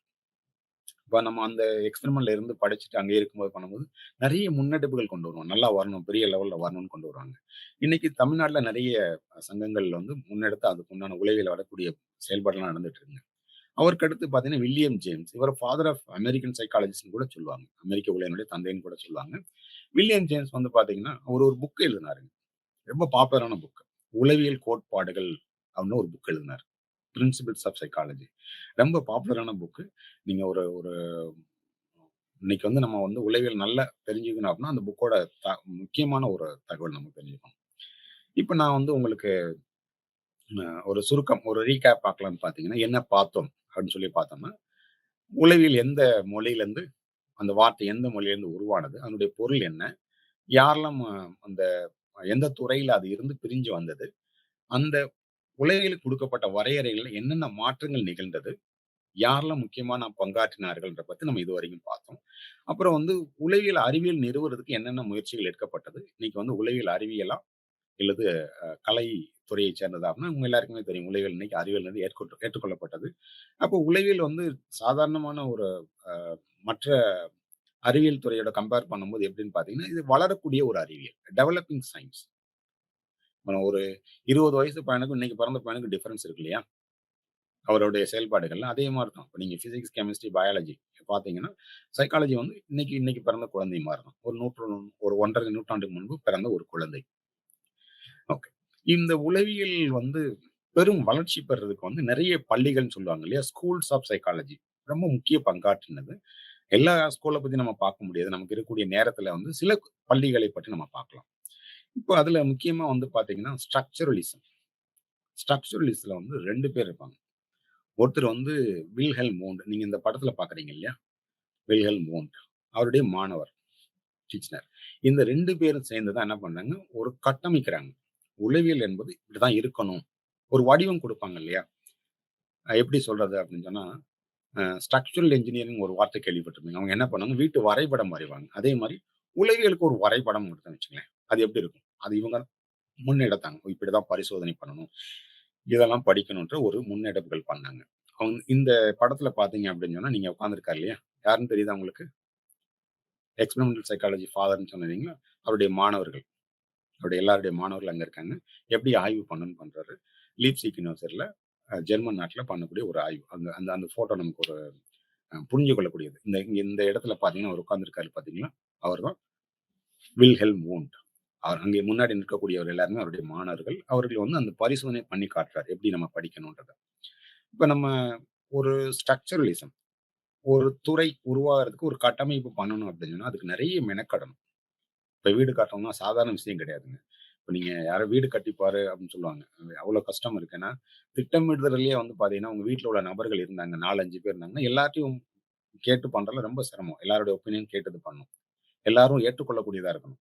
இல்லையா? அப்ப அந்த மாரி நீங்க கட்டமைக்கணும். அப்ப நீங்க மனிதன் மனத்த வந்து நீங்க அ கட்டமைக்கும்போது, அது எப்படி பகுப்பாய்வு பண்றது? அனலைஸ் பண்றதுன்னு பார்த்தாங்க. எப்படி மைண்ட நம்ம அனலைஸ் பண்றது? அது வந்து அதுல ரொம்ப முக்கியமான கவனம் படுத்தணும். மைண்ட எப்படி நம்ம படிக்கிறது? ஏன் இவங்க வந்து பாசிட்டிவா இருக்காங்க? இந்த மைண்ட் வந்து ஏன் இப்படி மாற்றங்கள் இருக்கு? எல்லாருக்கும் ஏன் ஒரே மாரி மைண்ட் இல்ல? மனம் இல்ல? ஏன் மாறுபட்ட மனங்கள் ஒவ்வொருத்தருக்கு இருக்கு? அப்படின்ற ஒரு ஒரு கேள்வி நமக்கு அவங்க அவங்க முன்னாடி இருந்தது. அப்ப அதுக்கு விடை தேடுறதுக்கு உண்டான முயற்சிகள் பண்ணதான் ஸ்ட்ரக்சரலிசம். அதுல 2 பேர் இருக்காங்க. 2 முக்கியமான ஆட்கள். ஒருத்தர் வந்து வில்ஹெல்ம் வூண்ட். அவர்தான் முக்கியமான ஆளு. ஆனா நீங்க அதுல பெரிய லெவல்ல எடுத்துட்டு போனது பார்த்தீங்கன்னா, அவருடைய மாணவரான எட்வர்ட் டீச்னர். நீங்க இந்த இந்த படத்துல பார்த்தீங்கன்னா, வலது பக்கம் இருக்காரு பார்த்தீங்களா? அவர் தான் எட்வர்ட் டீச்னர். அந்த எட்வர்ட் டீச்னர் தான் என்ன பண்றாரு, இந்த ஒரு ஸ்ட்ரக்சரலிசம் வந்து ரொம்ப பெருமளவுல எடுத்து போனது. இப்ப நம்ம வீட்ல சொல்லுவாங்கல்ல, எங்க அப்பா என்ன சொல்லுவாரு, ஒரு செயல செய்யும்போது இந்த மாரி செஞ்சுறான்னுவாரு. அவர் பண்ணுவார் இல்லைங்களா? நம்ம தான் அந்த வேலைய பண்ணுவோம். ஒரு வேலை செய்யும்போது அவர் தான். இப்ப நீங்க வந்து அந்த ஐடியா குடுத்தது யாருன்னு பார்த்தீங்கன்னா, வில்ஹெல்ம் வூண்ட். அது பெரிய லெவல்ல கட்டமைப்புக்கு முக்கியமான காரணமா இருந்தவர் பார்த்தீங்கன்னா, எட்வர்ட் டிச்னர்ன்றவர் தாங்க. இப்ப அ இப்ப இப்ப இதுல வந்து அவங்களோட மெயின் ஃபோக்கஸ் என்ன? மனித மனம் தான் அடிப்படையான கட்டமைப்பு. அத வந்து பகுப்பாய்வு பண்ணணும். எப்படி பகுப்பாய்வு பண்ணணுன்றதுக்கு ஒரு மெத்தட் குடுத்தாங்க. உதாரணமா இன்ட்ரோஸ்பெக்ஷன் உள்ளார்ந்து பார்க்கிறது. இன்ட்ரோஸ்பெக்ஷன் ஒரு ஒரு முறை இருக்கு தெரியுங்களா? அந்த இன்ட்ரோனா உள்ள, ஸ்பெக்ஸ்னா பார்வை. உள்ளார்ந்து பார்த்தல். இப்ப நான் என்னைய பார்த்து, நான் யார்? எனக்கு என்ன திறன்கள்? என்னுடைய மனம் என்ன பண்ணுது? ஏன் என்னுடைய மனம் வந்து சில நேரங்கள்ல ஒரு நிலை இல்லாம மாறுபடுது? இப்ப இந்த மாரி ஒரு ஒரு படிக்கிறதுக்கு உண்டான செயல்பாடுகள் கொண்டாந்தாங்க. இதுல இன்னும் ஒரு எக்ஸ்பெரிமெண்ட் அந்த அந்த நம்ம பழைய இதுல பார்த்தோம்னா, ஸ்ட்ரக்சரலிசம் அந்த எக்ஸ்பெரிமெண்ட் மனதை படிக்கக்கூடிய ஒரு ஆய்வு பண்ணும்போது பண்ணக்கூடிய இன்ஸ்ட்ருமென்ட்டா வந்து நீங்க பார்க்கலாம். அடுத்து ஸ்ட்ரக்சரலிசம்ல இன்னொன்னு கான்ஷியஸ்னஸ்ன்னு சொல்லுவாங்க. நனவை, நம்முடைய எண்ணங்களை, திங்கிங், நம்முடைய அனுபவங்களை, நம்முடைய எமோஷன்ஸை இதெல்லாம் வந்து அ தனித்தனியா பிரிக்க முடியும்னு கண்டுபிடிச்சாங்க. தனித்தனியா பிரிக்க முடியும்ன்னு அவர் நம்புனாரு. யாரு? உண்டு நம்புனாரு. இப்ப நீங்க வந்து நம்ம இது வந்து நம்முடைய எண்ணங்கள். இது வந்து நம்முடைய அனுபவங்கள். இது நம்முடைய உணர்ச்சிகள். இப்படி நம்ம ஒன்னொன்னையும் நம்ம பிரிச்சு பார்க்க முடியும். இது என்னுடைய கான்ஷியஸ், என்னுடைய அவேர்னஸ், என்னோட பெர்செப்ஷன், என்னோட சென்சேஷன் இந்த மாரி பிரிச்சு கூற முடியும்ன்னு அவர் ஒரு கொண்டு வராரு. இப்ப நம்ம ஒரு ஒரு பொருள பார்க்கிறோம். பொருள பார்த்து அது சரியா நம்ம சொன்னோம்னா, அதுக்கு பேரு வந்து சென்சேஷன். சரியா சொன்னோம்னா பெர்செப்ஷன் பேரு. ஒரு ஸ்டிமுலஸ் வருது. அது என்ன ஸ்டிமுலஸ்ன்னு கண்டுபிடிக்கணும்னா, அதுக்கு பேரு சென்சேஷன். இதெல்லாம் தனித்தனியா நம்ம பண்ண முடியும். ஒண்ணொண்ணு என்னன்றது விளக்க முடியுன்றத கொண்டு வரதான் ஊன்ட்ட. எட்வர்ட் டிச்னர் என்ன பண்ணாருன்னா, இப்ப நம்ம மனம்ன்ற அமைப்ப வந்து அவரு எல்லாருக்குமே ஆர்வம் இருக்கும். நம்ம மனசு என்ன? எப்படி இருக்கும்? அத எப்படி நம்ம சேஞ்ச் பண்ண முடியும்? எப்படி நம்ம பாசிட்டிவா கொண்டு போகணும்னு ஒரு ஒரு ஆர்வம், பேரார்வம் இருக்கு இல்லையா? அவருக்கு ஒரு பேரார்வம் இருந்தது. அப்போ அவரு என்ன பண்றாரு, அத எப்படி மாத்தலாம்? அப்ப நம்ம கான்ஷியஸா இருக்கும்போது எப்படி இருக்கும்? கான்ஷியஸா இல்லாதபோது எப்படி இருக்கும்? ரொம்ப தீவிரமான ஒரு முயற்சிகள் பண்ணி, கான்ஷியஸா இருக்கும்போது நம்முடைய மனம் எப்படி இருக்கும்? இப்ப நம்ம அன்கான்ஷியஸா இருக்கோம், சப்கான்ஷியஸா இருக்கும்போது நம்ம மனம் எப்படி செயல்படும்? இப்ப இத பத்தின ஒரு ஆய்வுகள்லாம் கொண்டு வரதான் மேற்கொண்டவர் தான் எட்வர்ட் டீச்னர். இப்ப நம்ம இதுவரைக்கும் நம்ம ஒரு துறைய கட்டமைக்கிறதுக்கு உண்டான யாரெல்லாம் பண்ணாங்கன்றத நம்ம பார்த்தோம். இவங்கலாம் வந்து ஒரு கட்டி எழுப்புதல். அதுக்கப்புறம் என்ன பண்ணுவாங்க? அதுக்கு எப்படி ஃபங்ஷன் ஆகுதுன்னு பார்க்கணும் இல்லையா? ஒரு இது பண்ணிட்டாங்க. ஒரு கதவெல்லாம் ஃபிக்ஸ் பண்ணிட்டாங்க. அதுக்கப்புறம் எப்படி ஒர்க் ஆகுதுன்னு பார்க்கணும்ல. அதான் ஃபங்ஷனலிசம் பேரு. செயல்பாட்டு வாதம். செயல்பாட்டு இது. இப்ப செயல்பாட்டு வாதம்ன்றது வந்து ஃபங்ஷனலிசம்னு சொல்றாங்க. ஃபங்ஷனலிசம் என்ன பண்ணாங்க? ஃபங்ஷனலிசம் வந்து எத பேஸ் பண்ணி இது வந்தது அப்படின்னு பார்த்தீங்கன்னா, இப்ப டார்வினோட கோட்பாட போட்டு தான் வந்தது. அவருடைய டார்வினுடைய கோட்பாடு தான் மையமா கொண்டு வந்தது. டார்வின் கோட்பாடு நம்ம எல்லாருக்குமே தெரியும். இப்ப மனம் மற்றும் நடத்தை 2 இருக்கு இல்லைங்களா? இப்ப 2க்கும் உண்டான ஒரு அ ம் ஒரு நமக்கு செயல் மாற்றங்கள் தெரியும். இப்ப நம்ம எப்படி கற்றுக்கிறோம்? எப்படி ஒரு செயல்பாடு நம்ம நினைவுல வந்து நிக்குது? எப்படி நம்ம வந்து ஒரு சிக்கல நம்ம தீர்க்கிறோம்? எப்படி நம்ம மோட்டிவேஷன்ஸ் இருக்கு? இத பத்தி எல்லாம் படிக்கிறது தான் இந்த ஃபங்ஷனலிஸ்ட்டோட முக்கியமான நோக்கமா இருக்கும். அதுல நெறைய முக்கியமான நபர்கள் இருக்காங்க. ஒருத்தர் வந்து ஜான் டீவி. அவர் தான் வந்து இந்த செயல்பாட்டுவாதத்த வந்து உருவாக்குனவர்ன்னு சொல்லலாம். அது வந்து நம்ம மனம் மற்றும் நடத்தை என்ன செய்யுது? புதிய மாற்றத்த என்னென்ன கொண்டு வருது? ஒரு சூழ்நிலைய வந்து ஒரு நபர் எப்படி மாற்றி அமைக்க முடியும்? இப்ப என்வைரன்மென்ட் வந்து எப்படி முக்கியமான பங்காற்றுது? அதுக்கப்புறம் வில்லியம் ஜேம்ஸ் இந்த இடது பக்கம் இருக்கக்கூடிய வில்லியம் ஜேம்ஸ், இவர் வந்து ஜான் டீவி. இந்த 2 பேர் தான் வந்து ரொம்ப முக்கியமான ஆட்கள். ஃபங்ஷனலிசத்துக்கு வந்து முக்கியமானது. இப்ப நம்ம வந்து ஒரு ஒரு இடத்துல இருக்கும்போது நம்ம மாறுபடுறோம் இல்லையா? உதாரணமா, உங்களுக்கு பிடித்த ஒரு இடத்துல இருக்கீங்க. உங்களுக்கு ஒரு பிடிச்ச இடத்துல இருக்கீங்க. அங்க ஒரு ஒரு இதா இருக்கும். பிடிக்காத இடத்துல இருக்கும்போது நம்ம மனம் மாறுபடும் இல்லைங்களா? இப்ப ரொம்ப தாக்கத்த இப்ப நீங்க இந்த செயல்பாடுகள்ல வந்து எப்படி இருக்கு? ஒரு ஒரு மனம், ஒரு நடத்தையில என்னென்ன மாற்றங்கள் நடக்குது? ஒருத்தர் கற்றுக்கும்போது ஒரு வகுப்பறை எடுத்துக்கங்களேன். சில பேர் நல்ல வேகமா குயிக்கா லேர்ன் பண்ணிக்குவாங்க. சில பேர் ரொம்ப ஸ்லோவா கத்துக்குவாங்க. சில பேருக்கு ஒண்ணுமே புரியாது. சில நல்ல எக்ஸ்ட்ரார்டினரி மெமரி இருக்கும். சில பேர்லாம் பார்த்தீங்கன்னா, நீங்க தமிழா இருந்தாலும், ஆங்கிலமா இருந்தாலும் நெறைய வார்த்தைகள் கடகடன்னு சொல்லுவாங்க. நினைவாற்றல் மூலமா. ஒரு ப்ராப்ளம் சால்விங் மேத்ஸ்ல ஒரு ப்ராப்ளம் குடுக்குறாங்க. டக்கு டக்குன்னு சால்வ் பண்ணி டீச்சர் தான் பண்ணிட்டு கை தூக்குவாங்க பார்த்தீங்களா? ஏன் ஒவ்வொருத்தருக்கும் மாறுபடுது? ஏன் இது எப்படி செயல்படுது? எப்படி அவங்க ப்ராப்ளத்த சால்வ் பண்றாங்க? இது என்ன ஸ்டெப்ஸ் இருக்கு? முதல்ல என்ன பண்ணணும்? ஆ அத பத்தின ஒவ்வொரு இதையும் வந்து தனித்தனியா கொண்டு வரதான் இந்த ஃபங்ஷனலிசம். இதுல நான் 2 பேர் நான் சொன்னேன். ஆல்ரெடி நான் சொல்லிட்டேன். வில்லியம் ஜேம்ஸும், ஜான் டீவி. இந்த 2 பேர் தான் முக்கியமான இந்த ஃபவுண்டர்ஸ்ன்னு சொல்லுவாங்க. உருவாக்கியவர்கள். இந்த இந்த ஸ்கூல் ஆஃப் ஃபங்ஷனலிசத்த உருவாக்கியவர்கள் யாருன்னா இந்த 2 பேர் தான். இப்போ ஒவ்வொருத்தரும் வந்து நிஜ உலகில இருக்கும்போது எப்படி செயல்படுறாங்கன்றத பத்தின தெளிவான ஒரு விளக்கங்கள் அவங்க 2 பேரும் குடுத்தாங்க. அதற்கு அடுத்து யார் வந்து ஒரு பெரிய தாக்கத்தை கொண்டு வந்தாங்கன்னா, ஜெஸ்டால்ட் கெஸ்டால்ட்ன்னு சொல்லுவாங்க. இது வந்து ஒரு அம் ஜெர்மன் மொழியினுடைய வார்த்தை. இப்ப இந்த வார்த்தைக்கே வந்து பார்த்தீங்கன்னா, ஒரு அருமையான விளக்கம் இருக்கு. கெஸ்டால்ட் அப்டின்னா என்னன்னா, இப்ப நமக்கு தெரியணும் இல்லையா? அந்த வார்த்தையோட மீனிங் என்னன்னு தெரியணும். கெஸ்டால்ட்னா நமக்கு என்னன்னு தெரியாது. முழுமைன்னு அர்த்தம். ஹோல்னஸ். இப்போ ஒரு இது பார்த்தாலும், தனித்தனியா பார்க்காதீங்க. Don't look into that parts. ஒரு முழுசா பார்த்தீங்கன்னா, உங்களுக்கு ஒரு கம்ப்ளீட் பிக்சர் கிடைக்கும். ஒரு பிரச்சனை தெரியுதுன்னா, முழுமையா பார்த்தீங்கன்னா, உங்களுக்கு தெரியும். அதோட எப்படி சால்வ் பண்ண முடியும்னு தெரியும். அதுல நெறைய முக்கியமான ஆட்கள் இருக்காங்க. ஒருத்தர் வந்து மேக்ஸ் வெர்ஜீனியர், வோல்ஃப் கோலர், கர்ட் கோஃப்கா. இந்த 3 பேர் தான் வந்து ஃபவுண்டர்ஸ் ஆஃப் கெஸ்டால்ட் உளவியல். இதான் 3வது பள்ளி. உளவியல் வளர்த்தெடுக்கக்கூடிய முக்கியமான பங்காற்றின ஒரு பள்ளின்னு சொல்லலாம்.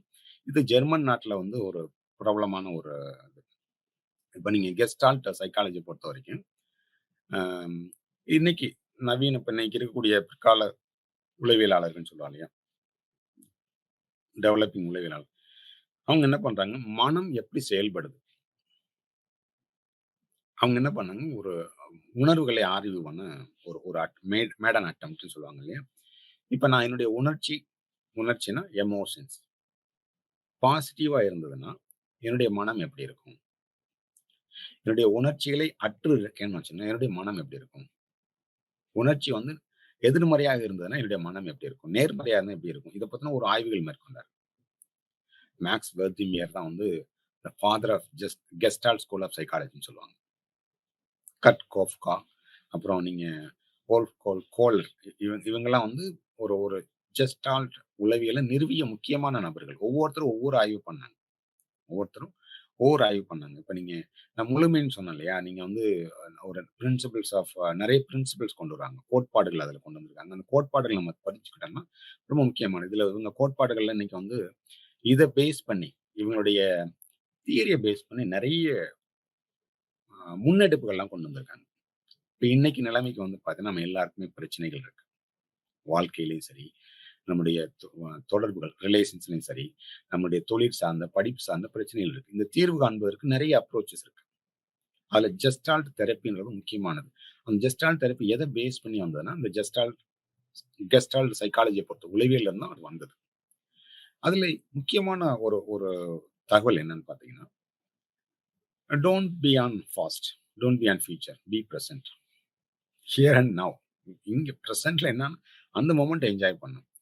ஸோ அடுத்து வந்து நடத்தைவாதம்னு சொல்லக்கூடிய ஒரு அ பிஹேவியரிசம். ஐ திங்க் என்னை கேட்டீங்க அப்படின்னு சொன்னா, உளவியல்ல வந்து ஒரு மிகப்பெரிய தாக்கம் ஏற்படுத்தினது எந்த ஸ்கூல் ஆஃப் சைக்காலஜின்னு பார்த்தீங்கன்னா, பிஹேவியரிசம் தான் சொல்லுவேன். ஏன்னா இவங்க வந்து ஒரு ஸ்ட்ராங் ஃபவுண்டேஷன் போட்டாங்க. மத்த எல்லாருமே நீங்க இன்னைக்கு வந்து நெறைய காக்னிட்டிவ் பெர்ஸ்பெக்டிவ், ஹியூமனிஸ்டிக் பெர்ஸ்பெக்டிவ் இந்த மாரி நெறைய ஸ்கூல் ஆஃப் தாட்ஸ் வந்தாலுமே, இவங்களுடைய தாக்கம் வந்து ரொம்ப அபரிமிதமானதுன்னு சொல்லலாம். நெறைய ஆய்வுகள் எல்லாரும் கண்ணால பார்க்கக்கூடிய இந்தா எவிடன்ஸ் இந்தா எடுத்துக்க. இந்த மாரி வந்து நெறைய அவங்க குடுத்துட்டே இருந்தாங்க. அதனால பிஹேவியரிசம் வந்து ரொம்ப ஒரு ஒரு பாப்புலரான ஒரு ஸ்கூல் ஆஃப் தாட்ன்னு சொல்லுவோம். அதனால தான் நீங்க நீங்க இந்த டெஃபினிஷன்லயே பார்த்தீங்கன்னா, உளவியல் என்பது நடத்தை மற்றும் மன செயல்பாடுகளை பற்றிய அறிவியல். நடத்தை. அந்த மன செயல்பாடுகளுக்கும் நான் 2 விதமான பிஹேவியர் சொன்னேன். Overt and covert behaviour. அந்த பிஹேவியர்க்குள்ள எல்லாமே கொண்டு வந்துட்டாங்க. அப்ப பிஹேவியர் வந்து அது நெறைய என்ன பண்ணாங்கன்னு நம்ம பார்க்கலாம். இப்ப நடத்தைவாதம்ன்னு சொல்றாங்க இல்லையா? இப்ப நீங்க பிஹேவியரிஸ்ட்ட பொறுத்தவரைக்கும், யாரெல்லாம் முக்கியமான ஆட்கள்? ஒருத்தர் வந்து ஃபாதர் ஆஃப் பிஹேவியரிசம்னு ஒரு வார்த்தை இருக்கு. நீங்க போட்டித் தேர்வுகள்லாம் தயாரானீங்கன்னா, இந்த கேள்விய நீங்க பெரும்பாலும் எதிர்கொள்வீங்க. என்ன கேள்வி?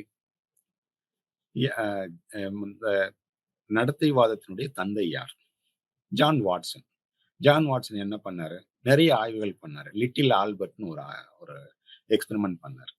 ஒரு ஒரு குழந்தைகள பயம் எப்படி உருவாகுறது? அதுக்கு என்ன காரணம்?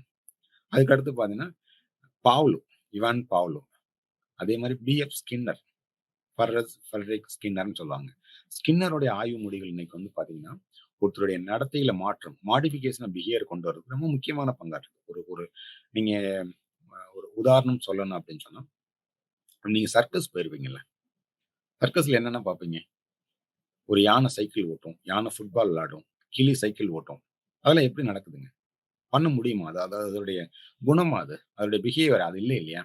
அப்போ நம்ம ஒரு நம்ம விரும்பத்தக்க நடத்தைய நம்ம கொண்டு வர முடியும். அதுக்கு ஒரு செயல்பாடுகள் அவர் கொடுத்தார். ஒரு ஒரு ஒரு ஆய்வு மேற்கொண்டார். அதெல்லாம் ரொம்ப முக்கியமானது. அதே மாரி பாவ்லோ வந்து இவான் பெட்ரோவிச் பாவ்லோ வந்து ரஷ்ய நாட்டை சார்ந்த ஒரு ஒரு அறிஞர். அவர் வந்து ஒரு ஜெனரலா வந்து பிசிசியன் தான். அவரு ஆக்சிடென்ட்ல ஒரு ஆய்வு அவருக்கு கிடைச்சது. கண்டிஷனிங்ன்னு ஒரு சொல்லுவாங்க. கட்டுப்பாடுகள். கட்டுப்பாடுகள் இருந்ததுன்னா ஒருத்தருடைய ம அன்கண்டிஷன் கண்டிஷன் 2 இருக்கு. ஒரு உதாரணம் சொல்லணும் அப்படின்னா, அவருடைய இதில எடுத்துப்போம். இப்ப நீங்க வந்து எலுமிச்சம்பழம், எலுமிச்சை இருக்கு இல்லையா? லைம் ஜூஸ் நாக்குல படுற மாரி நெனச்சுக்கங்க. எச்சி ஊறுது இல்லையா? நீங்க சாப்பிடல. நெனச்சாலே வருதுல்ல. இது வந்து கண்டிஷன்ட். நம்ம கண்டிஷன் ஆயிருக்குன்னு அர்த்தம். இப்ப அவர் என்ன பண்றாரு, ஒரு நாய் வந்து ஒவ்வொரு நாய்க்கும் வந்து ஒரு உணவு குடுக்கும்போது சலைவா செக்ரீட் ஆகும். எந்தெந்த உணவுக்கு எந்த மாரி சலைவா செக்ரீட் ஆகுதுன்னு ஒரு ஒரு இது கண்டுபிடிக்கிறாரு. இப்போ இந்த உணவுக்கு இதுக்கு நெறைய வருது. இந்த உணவுக்கு குறைவா வருதுன்ற ஒரு கண்டுபிடிக்கிறார். அப்போ கண்டுபிடிக்கும்போது என்ன ஆகுது? ஓகே நம்ம அ அப்படி பண்ணும்போது ஆக்சிடென்டலா தான் அவரு வந்து ஒரு ஒரு இத கண்டுபிடிக்கிறார். என்ன கண்டுபிடிச்சாருன்னு பார்த்தீங்கன்னா, நடந்து வராரு. ஒரு ஃபுட் சவுண்ட் கேட்கும் இல்லையா? நடந்து வரக்கூடிய சவுண்ட். அந்த சத்தத்த கேட்ட உடனே இவரு நமக்கு சாப்பாடு வைக்க போறாருன்னு சலைவா வர ஆரம்பிச்சுருச்சு. உமிழ்நீர் சுரக்க ஆரம்பிச்சு இந்த நாய்க்கு. செக்ரீட் ஆன இவருக்கு ஆச்சரியம். என்னடா நம்ம வரவே இல்ல. உணவு குடுக்கவே இல்ல. செக்ரீட் ஆயிடுச்சுன்னோன, அப்போ இது கண்டிஷன் ஆயிருச்சு. அந்த சவுண்டுக்கு கண்டிஷன் ஆயிருச்சு. அதனால தான் நீங்க நீங்க பார்த்தீங்கன்னா, நீங்க குழந்தைகள வந்து 6 மணிக்கு ரெகுலரா நீங்க எழுப்புனீங்கன்னா, அந்த குழந்தை 6 மணிக்கு கண்டிப்பா எழும்பும். ஒரு ஒரு நடத்தையில மாற்றத்த கொண்டு வரணும்னா கண்டிஷன் பண்ணணும். நீங்க ஒரு உதாரணத்துக்கு சொல்லணும் அப்டின்னா, ஆர்மி அல்லது நேவில பார்த்தீங்கன்னா, ஒரு systematic condition. Rules and regulation சொல்றோம் இல்லைங்களா? அந்த மாரி. கண்டிஷன் பண்ணேன்னா, ஒரு நடத்தையில மாற்றம் கொண்டு வர முடியும். அது பேர் பண்ணணும். ஸ்ட்ராங்கா இருந்ததுன்னா நல்லாருக்கும். அதான் அவருடைய இவங்க 3 பேரும் தான் வந்து இந்த நடத்தைவாதம், பிஹேவியரிஸ்ட்ட வந்து ஒரு தோற்றுவித்த முக்கியமான நபர்கள். John Watson. நான் சொன்னேன் லிட்டில் ஆல்பர்ட்ன்னு ஒரு சின்ன குழந்தைட்ட எக்ஸ்பெரிமென்ட் பண்ணாரு. அந்த எக்ஸ்பெரிமென்ட்டையும் கூட நான் உங்களுக்கு சொல்லிர்றேங்க. அவரு என்ன பண்ணாரு, ஒரு ஒரு குழந்தை நம்ம குழந்தைகள் வந்து பயம் அறியாது. கேள்விப்பட்டிருக்கீங்க. எந்த எந்த நீங்க பார்த்தீங்கன்னா, அப்படியே தவழ்ந்து அங்கங்க போகும். பாம்பு, பல்லி, பூச்சி எது வந்தாலும் பயப்படவே பயப்படாது. நம்ம தான் பயப்படுவோம். கரப்பான்பூச்சி வந்தாலும் பயப்படுவோம். ஒரு பாம்புன்னு சொன்னாலே பயப்படுவோம். ஆனா அந்த குழந்தைகள் பயப்படாது. அந்த குழந்தைகள் என்ன பண்றாரு, முதல்ல இந்த ஒவ்வொரு அனிமல் ஒரு முயல் பக்கத்துல கொண்டு போறாரு. அந்த குழந்தை வந்து பிடிக்குது. ஒரு எலி, அடுத்து வந்து ஒரு நாய், அதே மாரி அதே ஒரு ஒரு பொம்மை மாரி போட்டுட்டு அவர் நடந்து போறாரு. அந்த குழந்தை பயப்படவே இல்ல. பயப்படாம இருக்கும்போது என்ன பண்றாருன்னா, அதே அனிமல்ஸ் என்ன பண்றாரு, கொஞ்ச நேரம் கழிச்சு கண்டிஷன் பண்றாரு. ஒரு முயல் போகும்போது பின்னாடி இருந்து ஒரு லவுட் நாய்ஸ் பெரிய இப்ப நீங்க வந்து பயமுறுத்துவாங்க தெரியுங்களா? ஒருத்தர் உள்ள வரும்போது பயமுறுத்த நம்ம பயப்படுவோம்ல. அதே மாரி அந்த குழந்தை வந்து அந்த அனிமல தொட போகும்போது ஒரு பியர்ஸ் சவுண்ட் ஒண்ணு பின்னாடி இருந்து வருது. சவுண்ட் ஒண்ணும் பயப்படும். அந்த குழந்தை பயப்படுது. அதுக்கு தெரியாது. இந்த இந்த இந்த நான் தொடப்போவும் சவுண்ட் வரும்டா. அந்த குழந்தை எப்பலாம் அந்த தடப்போகுதோ அந்த சவுண்ட் அந்த குழந்தைக்கு என்ன பிடிக்கல, அந்த சத்தம் பிடிக்கல. இந்த நிகழ்வு நடந்துட்டே இருக்கு. இந்த நிகழ்வு நடக்கும்போது, அடுத்து கண்டிஷன் பண்றாங்க. அடுத்து அடுத்த அனிமல் வரும்போது அதே சவுண்ட். அப்ப அந்த குழந்தை வந்து அழ ஆரம்பிக்குது. அடுத்து ஒவ்வொரு இதா வரும்போது, அடுத்து அந்த எந்த விதமான அனிமல் வந்தாலும் அது பயப்பட ஆரம்பிச்சுது. இதுதான் லிட்டில் ஆல்பர்ட் எக்ஸ்பெரிமெண்ட். ஒரு குழந்தைட்ட எப்படி பயம் உண்டாகுதுன்னு பத்தின ஒரு மேற்கொள்ளப்பட்டது. அடுத்து நீங்க ஸ்கின்னருக்கு நான் சொன்னேன். ஸ்கின்னர் வந்து 2 அனிமல்ல ஆய்வு பண்ணாரு. ஒண்ணு வந்து பார்த்தீங்க அப்படின்னு சொன்னா, எலி. ஸ்கின்னர் பாக்ஸ்ன்னு ரொம்ப பாப்புலரான ஒரு எக்ஸ்பெரிமெண்ட். Skinner box. ஒரு பிஹேவியர் நான் சொன்னேன். ஒரு ரீஇன்ஃபோர்ஸ்மென்ட் பண்ணா, நம்ம சொல்றோம் இல்லையா? கையெழுத்து சரியில்லன்னா என்ன பண்ணுவாங்க? என்ன பண்ணுவாங்க என்னுடைய ஆசிரியர், என்னுடைய பெற்றோர்கள்? திரும்ப திரும்ப எழுது. ரீஇன்ஃபோர்ஸ்மென்ட். இந்த வார்த்தைய சொன்னவர் அவர்தான். ஒரு செயல்பாடுல பெரிய லெவல்ல வரணும். அதுக்கு ஒரு சின்ன உதாரணம் சொல்றேன். உங்க எல்லாருக்குமே தெரியும். அ மார்ஷியல் ஆர்ட்ல ரொம்ப ஃபேமஸ் வந்து ஒரு நெறைய பேர் இருக்காங்க. மார்ஷியல் ஆர்ட்ல. ஜாக்கி சானா இருக்கட்டும், ப்ரூஸ் லீயா இருக்கட்டும், நெறைய பேர் இருக்காங்க. ப்ரூஸ் லீ வந்து என்ன சொல்றாரு, அவர் வந்து ஒரு இன்டர்வியூ கேட்கறாங்க. நீங்க யாருக்கு பயப்படுவீங்கன்னு கேட்டோனே, நான் வந்து ஒருத்தர் வந்து 10,000 விதமான அல்லது 10 விதமான டெக்னிக் கத்துக்கிறாரு 10 வருஷமானா, அவர பார்த்து நான் பயப்பட மாட்டேன். ஆனா, ஒரே டெக்னிக்க 10,000 தடவ அவர் பயிற்சி பண்றாருன்னா, அவருக்கு நான் பயப்படுவேன்னு சொல்றாரு. அப்ப ரீஇன்ஃபோர்ஸ்மென்ட் ஒரு செயல வந்து நீங்க திரும்ப திரும்ப சொல்லும்போது, நீங்க ரீஃபைன் ஆயிடுவீங்க. நுட்பம், அதனுடைய நுட்பம் நமக்கு தெரிய வந்துரும். அந்த அந்த கருத்த கொண்டு வந்தவர் அவர்தான். ரொம்ப ரொம்ப முக்கியமானது. இப்ப நீங்க இப்ப இந்த நடத்தைவாதத்துல இருக்கக்கூடிய தியரில வந்து பார்த்தீங்கன்னா, அப்ளிகேஷன்ஸ் நெறைய இருக்கு. அப்ளிகேஷன்னா பயன்படுத்தக்கூடியது. இப்படி உதாரணமா வந்து பார்த்தீங்கன்னா, ஜெனரலைசேஷன் ஒரு சொல்லுவாங்க. அ ஜெனரலைசேஷன்னா ஒருத்தருக்கு பொருந்தது இன்னொருக்கு அப்படியே பொருந்தும். ஒருத்தர் யாராவது உங்கள சீட் பண்ணிட்டாங்க, ஏமாற்றிட்டாங்கன்னா, ஒரு ஊர்க்காரன்னு சொன்னாருன்னு வச்சுக்கங்களேன், நான் ஒரு ஒரு சென்னையில இருக்க ஒருத்தர் உங்கள ஏமாற்றுறாரு. உங்களுக்கு அடுத்து என்ன வரும்? சென்னையில இருக்க எல்லாருமே உங்கள ஏமாற்று பேர்கள்ன்ற ஒரு எண்ணம் வரும். ஜெனரலைசேஷன் இது. இது தவறானா தவறு கிடையாது. இந்த மாரி ஃபார்ம் ஆகுறதுக்கு வாய்ப்புகள் உண்டு. அதே மாரி அ இன்ஹிபிஷன் சொல்லுவாங்க. இன்ஹிபிஷன்றது வந்து நீங்க ஒரு ஒரு கத்துக்கணும் அப்படின்னு சொன்னா, இன்ஹிபிஷன் இருக்கும். நம்ம எல்லாருக்குமே ஒரு ஒரு தடுப்பு இருக்கும். ஒண்ணு வந்து இன்டர்னல், ஒண்ணு வந்து எக்ஸ்டர்னல். எக்ஸ்டர்னல் என்னன்னா, நீங்க ஒரு நல்லா கவனிக்கிறீங்க. வெளில இருந்து ஒரு சவுண்ட் கேட்குது. அது எக்ஸ்டர்னல். இன்டர்னல்னா, you are not willing to listen. உங்களுக்கு வந்து ஆர்வம் இல்லாம இருக்கலாம். உடல்நிலை சரியில்லாம இருக்கலாம். இதெல்லாம் இன்ஹிபிஷன் சொல்லுவாங்க. இப்ப நீங்க ஒரு இப்ப நம்ம வந்து உதாரணமா, பாவ்லோவோட எக்ஸ்பெரிமென்ட் பார்த்தோம் இல்லையா? ஒரு கண்டிஷன். ஒரு ஒரு ரூல்ஸ் அண்ட் ரெகுலேஷன் போடுறீங்க. அத அது மீறும்போது என்ன ஆகும்? அப்ப நான் அத பிரேக் பண்றதுக்கு வந்து ஸ்பான்டேனியஸ் ரெக்கவரி திரும்ப கொண்டு வர முடியும். ஒரு மாணவர் சரியா படிக்கிறாரு அப்படின்னா, சரி சில நேரங்கள்ல படிக்காம அப்படியே அப்படியே ஒரு கீழ டவுன் ஆகுறாரு அப்படின்னா, அவர திரும்ப படிக்க வைக்க முடியும். அதான் ஸ்பான்டேனியஸ் ரெக்கவரி. எக்ஸ்டிங்ஷன் சில கெட்ட இப்ப விரல் சூப்புறது, தேவையில்லாத பழக்கங்கள் இருக்கு அப்படின்னு சொன்னா, அந்த பழக்கத்த வந்து எக்ஸ்டிங்க் பண்ண வைக்க முடியும். அதுக்கு நீங்க பனிஷ்மென்ட் குடுக்கலாம். Positive reinforcement. நீ அந்த மாரி பண்ணாம இருந்தா உனக்கு இது குடுப்பேன். Negative reinforcement. அது பண்ணா உனக்கு இது கிடைக்காது. ஸோ இதெல்லாம் வந்து நம்ம இருக்கிற நடத்தைவாதத்துல பிஹேவியரிஸ்ட்ல நமக்கு கிடைக்கக்கூடிய ஒரு மிக முக்கியமான ஒரு பலன்கள் சொல்லுவோம். அடுத்து பிஹேவியரிஸ்ட்க்கு அப்புறம் முக்கியமான எல்லாரும் விரும்பக்கூடிய ஒரு ஃபீல்டினுடைய சூப்பர் ஸ்டார் அப்படின்னு சொல்லுவேன். நான் என்னை கேட்டீங்கன்னா, நீங்க சிக்மண்ட் ஃப்ராய்டு தான் சொல்லுவேன். ஏன் சிக்மண்ட் ஃப்ராய்டு வந்து மிகப்பெரிய கான்ட்ரிபியூஷன் சைக்காலஜில குடுத்திருக்காரு, உளவியல்ல குடுத்திருக்காருன்னு பார்த்தீங்கன்னா, அதுக்கு நெறைய காரணங்கள் இருக்கு. உளவியல் வந்து ஒரு குறுகிய காலகட்டத்துக்குள்ள மிக பிரபலமாகறதுக்கு ஒரு முக்கியமான ஒரு ஒரு ஆட்கள் யாருன்னு பார்த்தீங்கன்னா, அதுல சிக்மண்ட் ஃப்ராய்டு தான் முதன்மையானவரா இருப்பார். முதன்மையானவரா இருப்பார். இவருடைய ஆய்வுகள்லாம் வந்து ரொம்ப பிரசித்தி பெற்ற ஆய்வுகள். அவருடைய கட்டுரைகள் ஒரு ஒரு பிரச்சனைய தீர்க்கக்கூடிய எடுத்துக்கொண்டது வந்து உள பகுப்பாய்வு. உளவியல் பகுப்பாய்வு மெத்தட், சைக்கோ அனாலிசிஸ் மெத்தட் அவர் தான் கொண்டு வராரு. இப்ப நீங்க இவர் வந்து ஆஸ்திரிய நாட்டை சேர்ந்தவர். அவர் வந்து ஒரு மனநல மருத்துவர், சைக்கியாட்ரிஸ்ட். அவர் நெறைய ஆய்வுகள மேற்கொண்டாரு. இப்ப நம்ம அவர் வந்து என்ன சொல்றாருன்னு பார்த்தீங்கன்னா, நமக்கு வந்து உடல் சிக்கல் இருக்கு.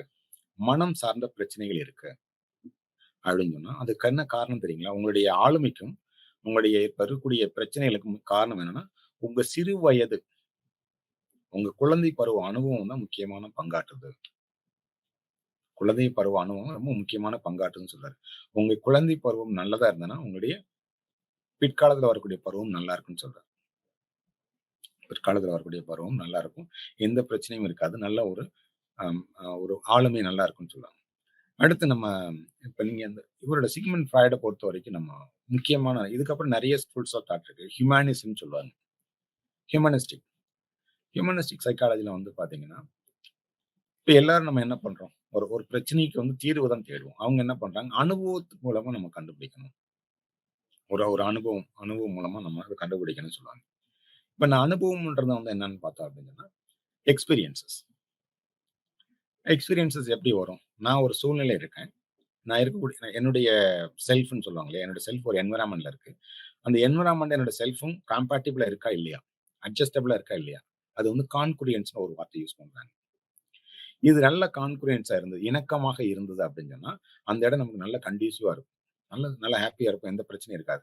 ஆனா இந்த இணக்கம் இல்லை அப்படின்னு வச்சுக்கோங்களேன், சில பேர்லாம் பார்த்தீங்கன்னா, வேலை பார்க்குற இடம் உங்களுக்கு பிடிச்சிருக்கான்னு கேட்டா, இல்ல எனக்கு பிடிக்கல அப்படின்னு சொல்லுவாங்க. சில பேர் எனக்கு வேலை பார்க்குற இடத்துல எனக்கு பிடிக்கலன்னு சொல்லுவாங்க. சில பேர் பிடிக்குதுன்னு சொல்லுவாங்க. ஏன் அந்த மாரி சொல்றாங்க? ஏன்னா, அவங்க அந்த இடத்துல வந்து காம்பேட்டிபிளா இல்ல அப்படின்னா பிடிக்கலன்னு சொல்லுவாங்க. இணக்கமா இல்லைன்னா பிடிக்கலன்னு சொல்லுவாங்க. இணக்கமா இருந்தா பிடிக்கும்ன்னு சொல்றாங்க. இப்ப நீங்க இதெல்லாம் முக்கியமான ஒரு ஒருத்தருடைய அவரோட எல்லாருக்குமே பிரச்சனைய தீர்க்கக்கூடிய திறன்கள் இருக்குன்னு நம்புனாங்க. Humanistic psychology. Carl Roger and Maslow. Maslow வந்து ஹைரார்கி ஆஃப் நீட்ஸ். இதான் அடுத்த ஸ்கூல் ஆஃப் தாட். எல்லாருக்கும் அடிப்படை தேவைகள் இருக்கும். அடிப்படை தேவை முடிஞ்சவங்க 2ஆம் நிலை தேவைகள் இருக்கும். உணவு, உடை, உறைவிடம், காற்று. இதுக்கப்புறம் என்ன பண்ணும்? நமக்கு ஒரு சேஃப்டி வேணும். நம்ம சுத்தி நபர்கள் இருக்கணும். நம்மளோட செல்ஃப் எஸ்டீம் வேணும். நம்மள புரிஞ்சுக்குவோம். Self actualisation. இதெல்லாம் வந்து ஒரு ஸ்டேஜஸ். இது ஒவ்வொரு ஸ்டேஜா தான் போகும்ன்னு சொல்றாங்க. இப்ப இப்ப நம்ம இந்த இதுவரைக்கும் நம்ம பார்த்தத வந்து நம்ம பண்ணோம் அப்படின்னு சொன்னா, நமக்கு வந்து ஒரு உளவியல பத்தின ஒரு முழுமையான உங்களுக்கு புரிதல் கிடைக்கும்னு நான் நம்புறேன். அ நம்ம என்ன பார்த்தோம்ன்னு பார்த்தீங்கன்னா, உளவியல்னா என்னன்னு பார்த்தோம். உளவியல் வந்து எந்த மொழியிலிருந்து எடுக்கப்பட்டது? கிரேக்க மொழியில சைக்கன் லாஜியா. அதோட பொருள் என்ன? ஆன்மாவை பற்றி அறிதல். ஆன்மாவை பற்றி புரிதல். அப்ப சைக்காலஜி வந்து உளவியல் வந்து எங்க இருந்து வந்ததுன்னு பார்த்தீங்கன்னா, பிலாசபிலருந்து பிரிஞ்சு வந்தது. அப்ப பிலாசபியினுடைய கோட்பாடுகள் நெறைய தாக்கம் இருந்தது. அடுத்து யாரெல்லாம் முக்கியமான ஆட்கள்? எந்த மொழியில முதலாக எந்த நூற்றாண்டுல உளவியல் வார்த்தை பயன்படுத்தப்பட்டது? 16ஆம் நூற்றாண்டுல பயன்படுத்தப்பட்டது. 18ஆம் நூற்றாண்டுல ஜெர்மன் மொழியில பயன்படுத்தப்பட்டது. அடுத்து நீங்க அதுக்கு அடுத்து பார்த்தீங்கன்னா, ஆங்கிலத்தில வந்து அந்த வார்த்தை பயன்படுத்தப்பட்டது. சைக்காலஜி பிரின்சிபிள்ஸ் ஆஃப் சைக்காலஜி புக்ல எழுதும்போது அந்த வார்த்தை பயன்படுத்தப்பட்டது. அடுத்து நெறைய என்ன பண்ணாங்க, உளவியல் வந்து ஒரு அறிவியல்ன்றதுக்கு வந்து நெறைய கொண்டு வந்தாங்க. இது வந்து ஒரு சயின்ஸ்ன்னு சொன்னாங்க. சயின்ஸ ப்ரூவ் பண்றதுக்கு நெறைய தரவுகள் குடுக்க ஆரம்பிச்சாங்க.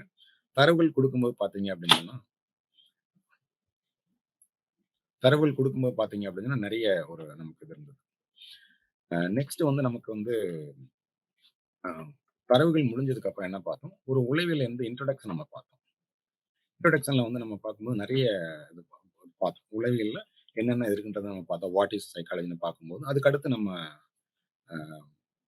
ஒரு இது பார்த்தோம். என்னென்ன அறிஞர்கள் என்னென்ன கான்ட்ரிபியூட் பண்ணாங்க. ஒவ்வொருத்தரும் வந்து ஒவ்வொரு கான்ட்ரிபியூட் பண்ணியிருப்பாங்க இல்லையா? ஸோ ஒருத்தர் வந்து ஒரு அந்த சோதனை கூட்டத்தை வந்து உருவாக்குனாரு. ஒருத்தர் எப்படி படிக்கணும்னு கொண்டு வந்தாரு. அதுக்கு ஒரு அசோசியேஷன் ஸ்டார்ட் பண்ணாங்க. அப்புறம் அந்த உளவியல் வரையறையில வந்து நடந்த மாற்றங்கள்லாம் பார்த்தோம். முதல்ல என்னது? ஆன்மா, மனம், நனவு நிலை, அடுத்து பிஹேவியர். இதான் வந்து மாற்றம் நடந்தது. எதனால என்ன காரணம்லாம் மாற்றம் நடந்ததுன்னு நம்ம பார்த்தோம். அடுத்து நம்ம இந்த துறைகள்ல சார்ந்த முக்கியமான ஆட்கள் யார், யார்? என்னென்ன பண்ணாங்க? அவங்களுடைய கான்ட்ரிபியூஷன்ஸ் என்ன? அப்படிலாம் நம்ம பார்க்கும்போது, அடுத்து ஒரு உளவியல கட்டமைக்கிறதுக்கு வந்து நெறைய துறைகள் இருக்கு. பள்ளிகள்னு சொல்லுவாங்க. Schools of psychology. இந்த ஸ்கூல்ஸ் ஆஃப் சைக்காலஜிய பொறுத்தவரைக்கும் பார்த்தீங்க அப்படின்னா, ஸ்ட்ரக்சரலிசம் கட்டமைக்கிறது. நீங்க ஸ்டார்ட்டிங் ஃப்ரம் வில்ஹெல்ம் வூண்ட்லேருந்து ஸ்டார்ட் ஆகும். 2வது ஃபங்ஷனலிசம். அது எப்படி ஒரு மனம் வந்து செயல்படுதுன்னு பத்தி படிக்கக்கூடிய ஒரு படிப்பு. அடுத்து நீங்க பிஹேவியரிசம். அதான் நான் சொன்னேன். நான் ஒரு நிறைய காலகட்டத்தில வந்து முக்கியமான ஒரு செயல்பாடு. உளவியல்ல முக்கியமான பங்காற்றின ஒரு பள்ளின்னு பார்த்தீங்கன்னா, ஸ்கூல் ஆஃப் தாட் பார்த்தீங்கன்னா, பிஹேவியரிசம் தான். நெறைய கான்ட்ரிபியூட் பண்ணாங்க.